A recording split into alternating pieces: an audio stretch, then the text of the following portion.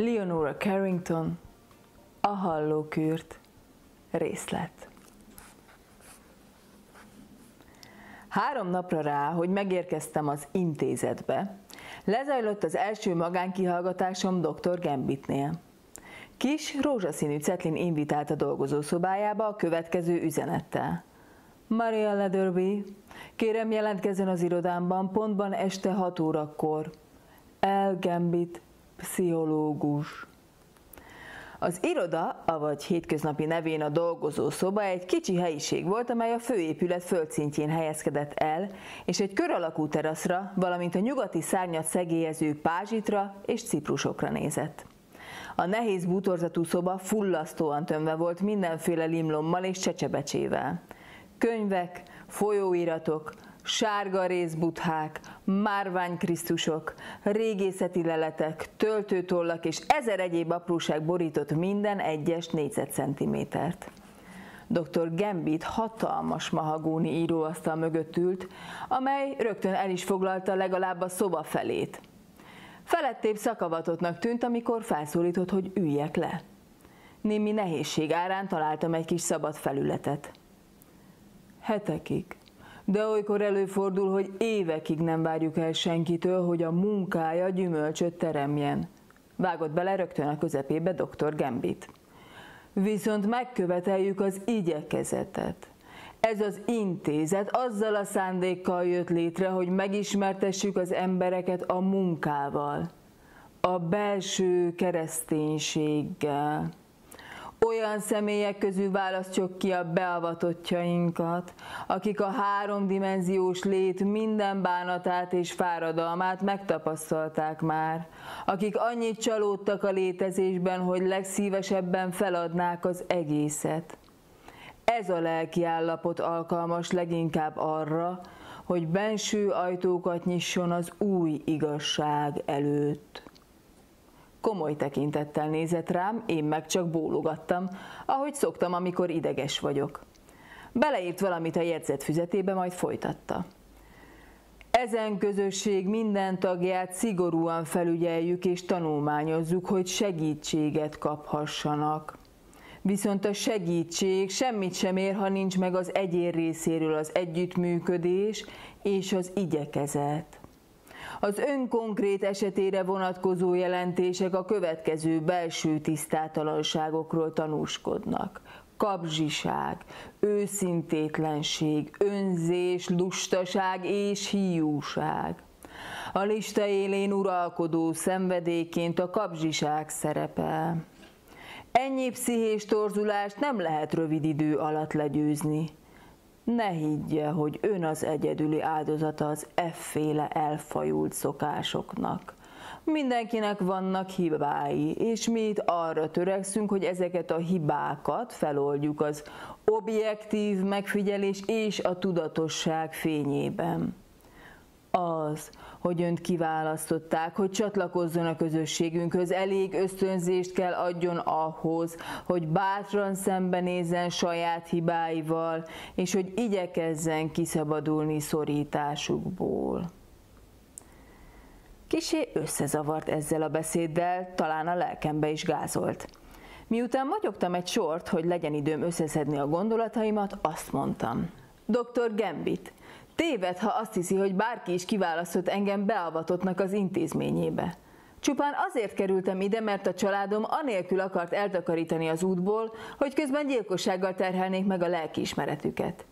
A menyem, Muriel, az önök intézetét választotta, mivel ez volt az egyetlen olyan idős hölgyek számára fenntartott otthon, amelyet ő és a fiam, Galahad anyagilag megengedhetnek maguknak.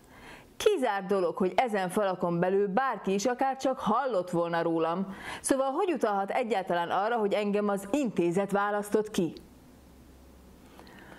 Vannak bizonyos dolgok, melyekkel szemben nem szabad sem elvárásokat támasztania, sem megpróbálni megérteni, válaszolta titokzatosan a doktor.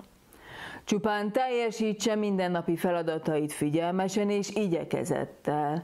Amíg nem szabadul meg berögzült szokásaitól, meg se próbálja értelmezni a magasabb síkokat és azok rejtélyeit.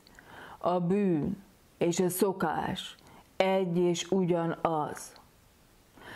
Amíg a szokás áldozatai vagyunk, addig a bűn rabszolgái maradunk. Azt tanácsolom, hogy kezdje azzal, hogy lemond a karfiolról. Azt vettem észre, hogy túlzottan is kívánja ezt az ételt, ami nem más, mint uralkodó szenvedélyének, a kapzsiságnak a kifejeződése. Mrs. Gambit bizonyára meglátta, hogy a reggeli konyhai teendők során elloptam egy kis adag főtt karfiolt. Óvatosabbnak kell lennem, gondoltam, miközben bólintottam. Örömmel és bátorítással látom, hogy már is szembenéz hiányos személyiségével, mondta dr. Gambit. A személyiség egy vámpír, és a valódi én soha nem fog tudni felszíre törni, amíg a személyiség dominál. Azt akartam mondani, igen, ez mind igaz, de hogy ítélkezhetsz éppen te az én kapzsiságom felett, amikor sokkal kövérebb vagy nálam? Azonban megint csak motyogtam egy sort, amiből azt a következtetést vonta le, hogy spirituális tanácsot kérek. Ne csüggedjen, mondta. Az igyekezet mindig elnyeri jutalmát, ha lemondtunk a viszonzásról. Bár a kapzsiság mélyre eresztette gyökereit az ön természetébe, már maga a tény, hogy felismeri pusztító növekedését, segít megszabadulni tőle. Ahogy a fogorvos is kihúzza a szuvas fogat. Aki ennyire kövér, mint ő, az legalább annyira kapzsi, mint én. Vagy csak pajzsmirigyes? A kövérek mindig azt mondják, hogy mirigy problémáik vannak, pedig általában csak többet esznek bárki másnál, mint Muriel, aki állandóan csokoládéval tömi magát, és soha nem ad belőle senkinek. Minden esetre az ördögi kapzsiságról szóló prédikációk bizonyára segítettek gazdaságosabbá tenni a szenilis vénasszonyok etetését. Dr. Gambit kolosszális íróasztalának fiókjai kétségkívül tele voltak kandírozott gyümölcsökkel, édes kekszekkel, datójával és karamellákkal. A legfelső fiókot, gondolom, a romlandó ételeknek, például a sajtos szendvicseknek és a hideg sült csirkének tartotta fenn, hogy még véletlenül se felejtődjenek valami számlakönyv alatt az alsó fiókban. Valóban mirigyes, mondtam fennhangon. Soha nem hallottam még ekkora ostobaságot. Meglepetésemre dr. Gambit elégedett arcot vágott, és azonnal válaszolt. Ez az önmegfigyelés egyik legfontosabb gyakorlati alapja.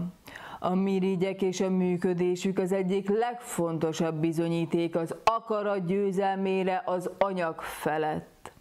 Tartsa meg magának a mirigyeit, válaszoltam, de annyira felzaklattam magam, hogy a kiejtésem a szokásosnál is érthetetlenebb lehetett, mire ő azzal folytatta, hogy elkezdett tanácsokkal ellátni, hogyan figyeljem meg a mirigyeimet.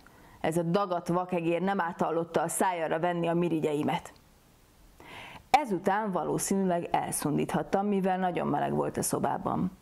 Arra riadtam fel, hogy hirtelen kivágódott az ajtó, és Natasha González rontott be, aki úgy nézett ki, mint egy kísértet. Hosszú, fehér hálóinget viselt, dús, hamuszürke haja vállára omlott. Sárga arcán 2 lila düffolt virított, és bosszúálló fúriaként hadonászott dr. Gambit orra előtt. Ha nem szabadul meg attól a némbertől, kiáltotta, még ma este elhagyom az intézetet. Úgy tettem, mintha még mindig szundikálnék, de közben óvatosan a bal fülemhez szorítottam a hallókürtöt. Dr. Gambit kissé idegesen felpattant, és leültette Mrs. Gonzálezt a legközelebbi székre, néhány puha fedeles regény tetejére. Nyugodjon meg, Natasha, és ne feledkezzen meg különleges küldetéséről, mondta, majd cigarettára gyújtott, és Natasha szájába dugta. Mindezt félszemmel figyeltem. Azt kell mondanom, hogy dr. Gambit igencsak különös módon viszonyult Natasha Gonzálezhez. Kedves hölgyem, a nyugalom az ára az önt átjáró, csodálatos tehetségnek. Nyugalom, Natasha, ismételgette, miközben szemüvegének 2 vastag lencséjén keresztül fixírozta a nőt. Nyugalom, Natasha, maga most derűs, tökéletesen békés és nyugodt. Mrs. González kissé megnyugodott és boldogan pöfékelt. Natasha, maga most teljesen békés és finoman ellazult, most pedig árulja el, mit akart mondani, amikor bejött. Egy odaátról érkezett üzenetről van szó, amelyet egy magas, szakállas férfi adott át nekem. Natasha hangja olyan volt, mintha álmában beszélne. Azonban még mindig görcsösen markolta a széket, amitől teljesen elfehéredtek az ujjpercei. Ez a magas szakállas alak besiklott a hálószobámba, és egy fehér rózsakoszorút nyújtott át nekem, mondván: te vagy Natasha, és erre a fényforrásra építem tanításomat. Neked adom a menny rózsáit, a te szentséged olyan illatos, mint az Úrnak szentelt virágok. Az én nevem Péter, amely kősziklát jelent. Meséljen el mindent, Natasha. Maga most derűs, tökéletesen békés és nyugodt, mondta dr. Gambit, mutató ujját Natasha homlokára helyezve. Aztán a szent ember lágyan megfogta a kezemet, és gyengéden felfelé szálltunk, majd megsimogatta a hajamat, mondván: Natasha, ezek a szent rózsák a mennyei királyságból a te férfiak és nők között végzett munkád jelképei. Te vagy az a tiszta edény, amelyen keresztül a mester akarata megnyilvánul nyája számára. Örülj, mert arra választott ki az Úr, hogy másokat vezess. Natasha, áldott vagy te az asszonyok között. Aztán, folytatta Natasha, még jobban megragadva a széket és egyik szemét kinyitva. Azt is mondta nekem, hogy üzenete van Georgina Sykes számára. Azt mondta: mondd meg Georgina Sykesnak, hogyha továbbra is rossz indulatú pletykákat terjeszt önmagáról és dr. Gambitről, akkor az amúgy is egyre csökkenő esélye az üdvözülésre örökre elveszik. Láttam, hogy a doki idegesen megrándul. Miféle pletyka? Kérdezte túlságosan is élesen, majd a hangját hipnotikusan vontatottá változtatva. Miféle pletyka, Natasha? Maga most derűs, tökéletesen békés és nyugodt, miféle pletyka? Natasha hangja minden volt, csak épp nem derűs, békés és nyugodt, amikor ekként válaszolt. Csúnyán meg fogja járni azzal a rossz májú gyűlölködő vén szipirtyóval. Egyszer majd túlságosan is kidülleszti azt a táskás, szottyat szemét. Dr. Gambit alig feltűnő türelmetlen gesztust tett. Miféle pletyka, Natasha? Válaszoljon, maga most derűs, békés és nyugodt, de nyögje már ki.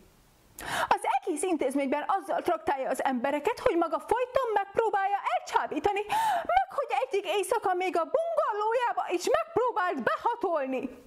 Felháborító, kiáltott fel dühösen dr. Gambit. Ez a nő bizonyosan megőrült. Georgina Sykes egy perverz vénasszony, mondta Natasha szemtelen hangon. Szexmániás! Nem szabadna hagyni, hogy a közösség többi tagjával érintkezzen. Megzavarja az elméjüket. Azonnal beszélnem kell vele, jelentette ki rendkívül izgatottan dr. Gambit. Ez a pletyka tönkreteheti az egész intézmény hírnevét. Ez még mind semmi, tette hozzá Natasha.